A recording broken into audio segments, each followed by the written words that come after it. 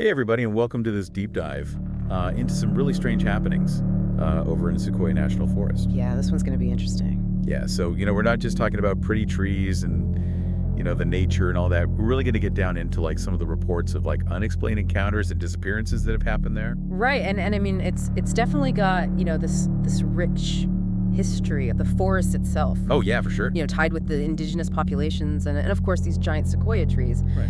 But it's also become, kind of a hotspot for these types of these unexplained phenomena. Yeah, and so we're really looking at this from, the perspective of firsthand accounts and official reports that we've been able to, to dig up. Yeah, pulling from the source material as always. Exactly. So let's, jump right into it. I guess, what are some of the specific things that have kind of sparked all this mystery? Well, one of the, I think, most compelling cases involves two brothers, Miguel and Carlos. Back in 2008, they were on a hike deep into the forest, and they encountered something truly bizarre. Okay. Now, these guys were seasoned hikers. Oh, wow. They were very comfortable going off the beaten path, right. So their account carries some weight, I think. Right, so they knew what they were doing, essentially. Yeah. They weren't, brand new to this. Right, exactly. And familiar with the area and the wildlife and everything. Okay, so what did they actually see? What was the encounter? Well, they described a creature that was unlike anything they'd ever seen before. Over 2 meters tall. Wow.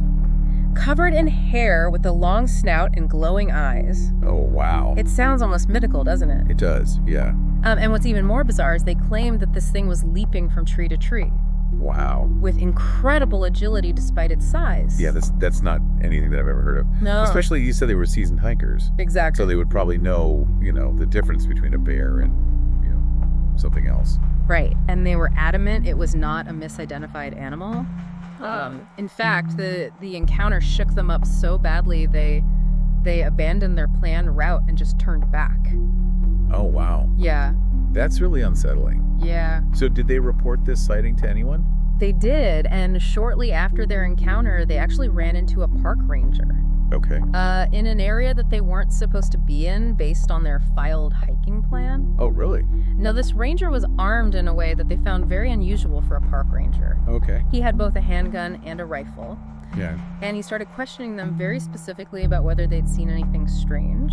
Wait, so hold on. They were off their planned route. Yeah. And this ranger just kind of happened to stumble upon them. Yeah. And he was super heavily armed. It does seem a bit out of the ordinary, for sure. It does, yeah. And despite the brothers' detailed description, the ranger insisted it was just a bear. Okay. And seemed more interested in downplaying the incident than actually investigating it. Oh, wow. So we've got a strange creature sighting. Right. A potentially secretive ranger. Right. And a lot of unanswered questions. Yeah. What else should we know? Well, this encounter ties into, I think, a much broader issue, the mystery of missing hikers in U.S. national parks and forests. Okay. It turns out that there's a startling lack of official data on how many people vanish in these vast wilderness areas every year. Really, you'd think that would be something they keep track of, especially with so many different agencies that are responsible for these lands. You would think so. Yeah. Thankfully, there are individuals like David Paulides who has dedicated years to researching these disappearances. Right. And his work has uncovered thousands of cases. Thousands. Yeah. Some with logical explanations, but many that remain completely unexplained. Wow, that's a lot. It is a staggering number. Yeah. Yeah. Are there any specific cases that stand out in Sequoia National Forest? Absolutely. In July of 2021, a young man named Matt Thoke vanished while hiking with friends in Sequoia National Park. Go. He was an experienced hiker, Okay. but for some reason decided to set off on his own on this trail called the Hot Springs Trail. Okay. And he left behind all of his gear, even his water. That doesn't make any sense. Why would an experienced hiker do that? That's the mystery, right? Yeah. His friends last saw him at 1 p.m. heading south on the trail, and after that, poof, just gone. Oh, wow. A massive search was launched involving dozens of people, helicopters, drones. Wow. But after 12 days, they found nothing. Oh my gosh. So what happened? Was he ever found? His family refused to give up, and they hired private search teams. Okay. Eventually, they did find his body, but here's the truly baffling part. Okay. They found him near his friend's campsite in an incredibly difficult-to-reach area, that was hidden from both aerial and ground searches. Wait, so he was close to where he started, Basically. in a place that they had already searched? Yeah, in a spot that should have been thoroughly searched. That's so strange. It is, and to make matters even more puzzling, there were no signs of injury, no clear cause of death, and no explanation for how he ended up in that location. Wow.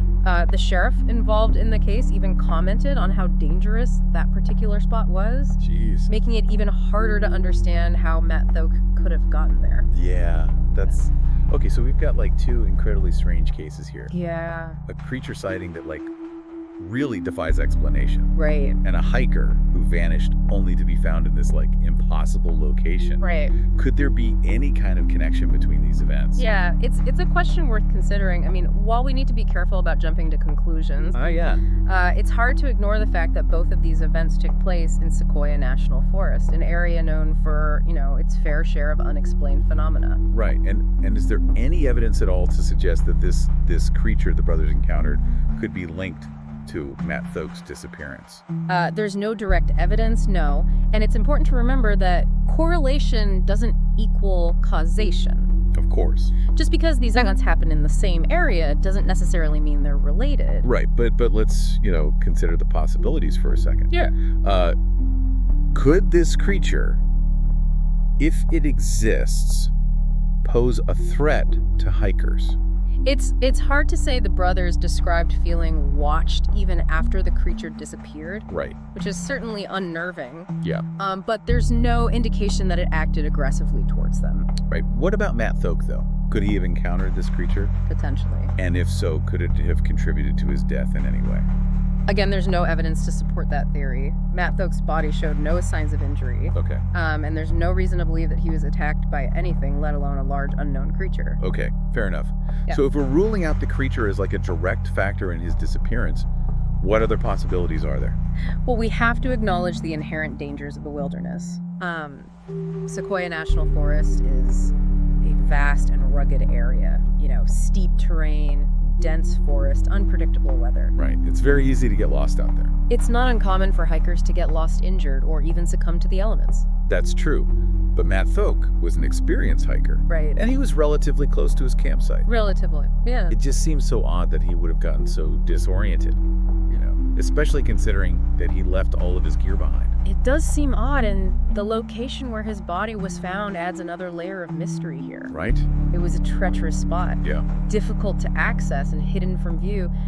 How did he get there, and why? These are questions that continue to baffle investigators. Yeah. Do you think it's possible that he wandered into that area unintentionally, maybe in a state of confusion or distress or something? It's possible disorientation and dehydration can impair judgment and lead to poor decision-making. Right. But even so, it's hard to imagine him navigating that terrain without any injuries or signs of a struggle.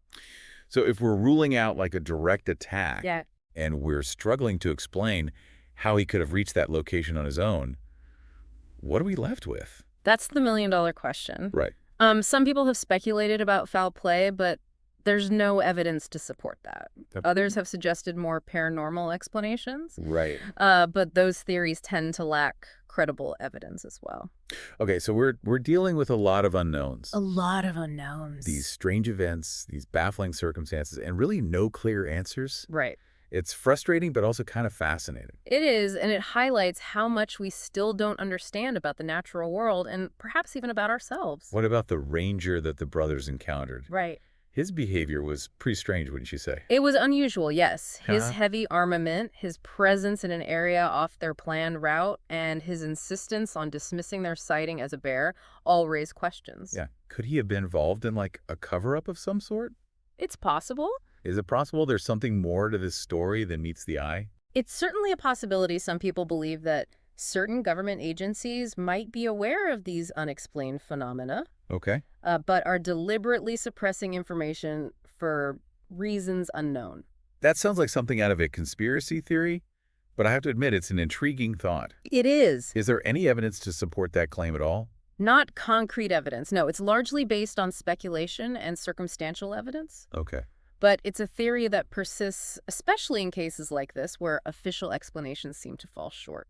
So if we entertain this idea of a cover-up for a second, What might they be trying to hide? Right. What could be so significant that they would go to such lengths to, downplay or dismiss these events? That's the big mystery, isn't it? Some speculate that they might be protecting sensitive research, perhaps related to unknown species or even advanced technologies. Huh? Others believe they're trying to prevent widespread panic or maintain control over information. It's like peeling back layers of an onion only to find more layers underneath. The deeper we delve into these mysteries, the more complex they become. That's the nature of exploration, isn't it? We're constantly pushing the boundaries of our knowledge, venturing into the unknown. And sometimes the answers we find only lead to more questions. So where does all this leave us? I mean, we've explored these strange occurrences in Sequoia National Forest. Right. The creature sighting the vanishing hiker, the secretive ranger, Yeah. and we're basically left with way more questions than answers. Yeah, that's the thing about mysteries. Like these, they tend to raise more questions than they answer. Right. But that's also what makes them so compelling. Yeah. They challenge us to think outside the box, to consider possibilities that are beyond, our current understanding. Yeah, you're right. It's easy to dismiss these events as just, coincidence or misinterpretations. Yeah. But when you really start to examine the details, like the unexplained elements, Right. the sheer strangeness of it all, it's hard to shake the feeling that something unusual is happening. Exactly. And while we need to be cautious about drawing definitive conclusions, Oh, for sure. we also shouldn't shy away from exploring all the possible explanations, even those that might seem far-fetched at first glance. Right. Okay, so let's talk about some of those explanations. Sure. We've touched on the possibility of an unknown creature, Right. a government cover-up, even paranormal activity. Are there any other theories out there that attempt to explain these events? There are a few, although they tend to be more speculative. Okay. Some researchers have pointed to the area's unique geology, suggesting that there might be unusual electromagnetic fields or other natural phenomena at play that could affect perception or even disorient hikers. That's interesting. Yeah, I've heard about places where like magnetic anomalies can cause compasses to malfunction Right. and like, strange visual effects and stuff. Right. Could something like that be happening in Sequoia National Forest? It's possible, although there's no definitive proof. It's also worth noting that Sequoia National Forest has a rich indigenous history, Oh, right. Yeah.